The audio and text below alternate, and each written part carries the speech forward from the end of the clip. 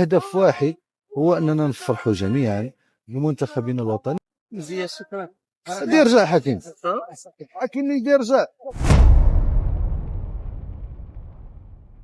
راه ديما كنقولها لكم، الحمد لله ملي عندنا فوزي القجع في المنتخب ديالنا. فوزي القجع واحد السيد اللي ماشي بحال الاخرين، هو كيحترم مطالب الشعب المغربي، سمع كلشي باغي حكيم زياش يمشي معنا لكاس العالم، ودار كل ما في جهده وتحدى المدرب وقرر انه يعد اللائحه النهائيه للمنتخب الوطني المغربي المشاركه في كاس العالم، ووعد كاع المغاربه انه غادي يرجع حكيم زياش وغيمشي معنا للمونديال.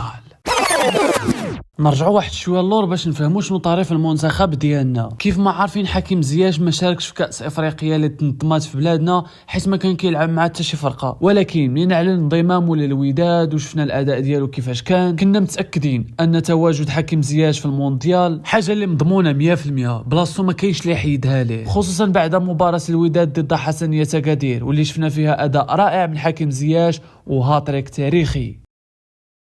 ولكن الصدمه هي منين عرفنا ان محمد وهبي عنده راي اخر. يا سيدي خلى حكيم زياش اللي بتجربته بالخبره ديالو اللي اكتسبها مع انديه كبار في اوروبا وخصوصا في المونديال اللي فات قطر 22 اللي قدم فيه اداء اكثر من رائع، خلى هادشي كامل وعيط اللعابه اللي حتى مع فرقتهم ما ضامنينش بلاصتهم. تخيلوا عيط لشي لعابه كيلعبوا مع فرقتهم في الدوزيام سيري، هاد الحاجه اللي ما بغاتش تدخل لنا للراس صراحه. ملي شفنا اللائحه النهائيه تصدمنا، كانت لائحه كارثيه، حتى قلنا تهنينا من والد الركراكي ومن الفهمات الخاويه ديالو وطحنا في محمد وهبي اللي قال ليه ما عرفتي والو. شوف انا ما كنقش من الامكانيات ديال محمد وهبي، كاملين كنعرفوا ان محمد وهبي مدرب كبير وتوج بكاس العالم مع المنتخب اللي قل من 21 عام، والمباريات الوديه اللي شفناها مع المنتخب الاول قدم اداء رائع باش نكونوا متفقين. ولكن باش تقول لي ما غاديش نعيط على حكيم زياش، هذه ما غاديش يتفقوا معك فيها المغاربه. محمد وهبي من بعد هادشي اللي طرا كامل تفهم الوضع واكد للمغاربه انه غادي يستدعي حكيم زياش،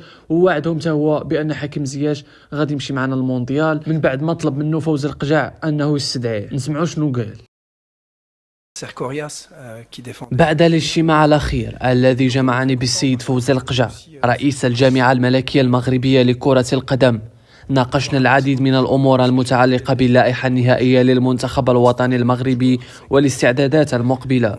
خلال هذا الاجتماع أكد لي السيد القجع أن هناك رغبة كبيرة لدى الجماهير المغربية في رؤية حكيم زياش ضمن المجموعة التي ستمثل المغرب في كأس العالم، بالنظر إلى ما قدمه للمنتخب على مدار السنوات الماضية وما يملكه من خبرة كبيرة في مثل هذه المنافسات. بصراحة استمعت إلى جميع الآراء والمقترحات التي طرحت خلال الاجتماع، وقمنا بدراسة الوضع من جميع الجوانب سواء من الناحية التقنية أو من ناحية حاجة المجموعة للاعبين أصحاب الخبرة والتجربة. وبعد نقاش مطول وتقييم شامل توصلنا إلى قرار يقضي بتعديل اللائحة النهائية واستدعاء حكيم زياش للانضمام إلى المنتخب الوطني. نحن نعلم جميعا قيمة زياش وما قدمه بقميص المنتخب المغربي سواء داخل الملعب أو خارجه، كما ندرك حجم الخبرة التي اكتسبها من مشاركته السابقة في البطولات الكبرى. لهذا السبب نعتقد أن وجوده معنا خلال المرحلة المقبلة يمكن أن يشكل إضافة مهمة للمجموعة، خاصة في ظل الأهداف الكبيرة التي نسعى لتحقيقها. أتمنى أن يكون حكيم في أفضل مستوياته وأن يقدم نفس الأداء الرائع الذي قدمه في النسخة الماضية من كأس العالم بقطر، حيث كان من بين العناصر التي ساهمت في تحقيق إنجاز تاريخي لكرة القدم المغربية. كما أتمنى أن يساعد اللاعبين الشباب بخبرته وشخصيته داخل المجموعة، وأن يساهم في تحقيق طموحات الجماهير المغربية التي تنتظر الكثير من هذا المنتخب. في النهاية هدفنا واحد، وهو الدفاع عن ألوان المغرب بأفضل صورة ممكنة، وسنعمل جميعا كطاقم تقني ولاعبين ومسؤولين من أجل إسعاد الشعب المغربي وتحقيق نتائج تليق بسمعة كرة القدم الوطنية.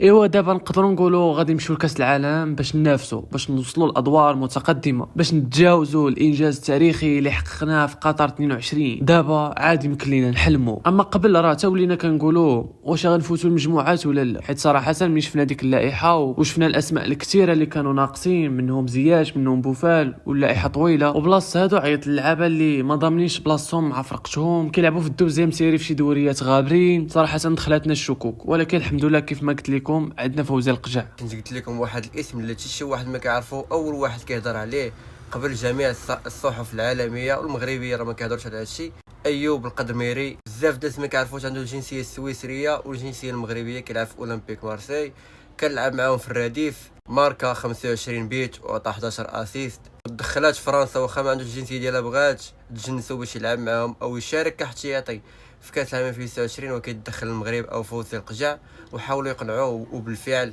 بعد الاصابه ديال سفيان الرحيمي نقدروا نقولوا انه يقدر يرجع العين صيفط جميع التفاصيل ديال الاصابه ديالو، يقدر يغيب المباراه الاولى ولا الثانيه. المغرب يستدعي القدميري متر 95 هداف كيلعب في مارسي الدوري الفرنسي، من ابرز المهاجمين في الدوري الفرنسي حاليا، العمر ديالو الله 18 عام، وهادشي قريب فين كنا كنشوفوه في المنتخب المغربي. نتوما شنو بان لكم؟ واش القدميري افضل ولا يعيطوا على النصيري؟ بالنسبه ليا نشوفوا وجوه جديده، عناصر شابه. حنا كاع المغاربه بطبيعه الحال كنحترموا يوسف النصيري، حيت داكشي اللي دار مع المنتخب ما داروا حتى شي واحد، والاهداف الحاسمه اللي سجلها وفرحنا صراحه عمرنا نساو خيره. ولكن كنشوف حاليا ان يوسف النصيري مبقاش في نفس النيفو اللي كان فيه، وهذا اللاعب الشاب الا شفناه في المنتخب ما قلناكش نلعبوا رسمي، على الاقل الاحتياطي، راه غادي يستافد بزاف، غادي يولي تايق في راسو. ومن هنا لواحد 4 سنين اخرى في المونديال اللي غادي تنظم في بلادنا، ممكن اننا نشوفوا ايوب القدميري يكون واجد باش نعتمدوا عليه ويكون هو الهداف ديالنا. راه حتى حاجه مو مستحيله، راه لامين يامال حتى هو غير تاقوا فيه وشوفوا فين وصل دابا. يعني حتى حنا هذا الوليد اللي تقنا فيه راه مننا لواحد 2-3 سنين يكون من افضل اللاعبين في العالم، علاش لا؟ راه احتماليه كبيره، حيت اللاعب اللي تكون في اوروبا عنده خبره. تخيل كي طلعوه الفريق الاول مع مارسيليا، راه ماشي غير جاو وبداو كيلعبوا مع الفريق الاول، لا راه تعرفوه باللي راه هذا اللاعب ماشي عادي، ومن هنا لواحد 2 عام غادي تفرقع. داكشي علاش ولاو كيتيقوا فيه من دابا، حتى حنا ما خصناش نظلموه. بغى يمثل المغرب، بغى يمثل بلادو، حتى حنا خاصنا نرحبوا به ويشارك معنا في المونديال، علاش لا؟ كيف ما الدول الاخرين كيتيقوا في ولاد بلادهم الصغار حتى كيوليو نجوم عالم، حتى حنا نتيقوا في هاد ولد بلادنا اللي تكون في اوروبا عنده خبره، داكشي اللي خاص راه فيه، حتى حنا نثقوا فيه. ما تعرف من هنا واحد عامين يكون افضل لاعب في العالم، حتى حاجه مو مستحيله. وتخيلوا راه كيلقبوه بهالاند الجديد، ما تعرف يكون عندنا حتى حنا هالاند في المنتخب ديالنا، راه كاع لي بوست مزيانين، مازال عندنا مشكل غير في الناف، وان شاء الله ايوب هو الحل. اما بالنسبه للموضوع اللي داير ضجه مؤخرا في مواقع التواصل الاجتماعي بخصوص جمال السلامي والمنتخب ديالو المنتخب الاردني، راكم عارفين شنو طرا ليه في المباراه الاخيره ضد سويسرا اللي انهزموا فيها برباعيه نظيفه.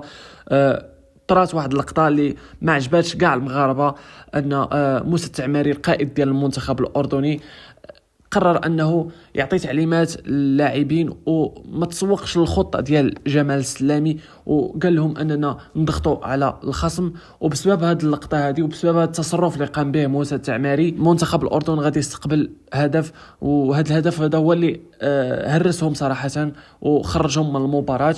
فبعد انتهاء المباراة راكم عارفين الإعلام الأردني كيفاش داير، ما كيتفاهمش أصلا، هما ما عارفينش، ما فاهمين والو في الكرة، هاجموا جمال السلامي. تخيلوا، وخا السبب هو موسى التعماري، قال لك لا، موسى التعماري ولد بلادنا، القائد ديال المنتخب ديالنا، علاش نهاجموه؟ خليه يدير اللي بغا.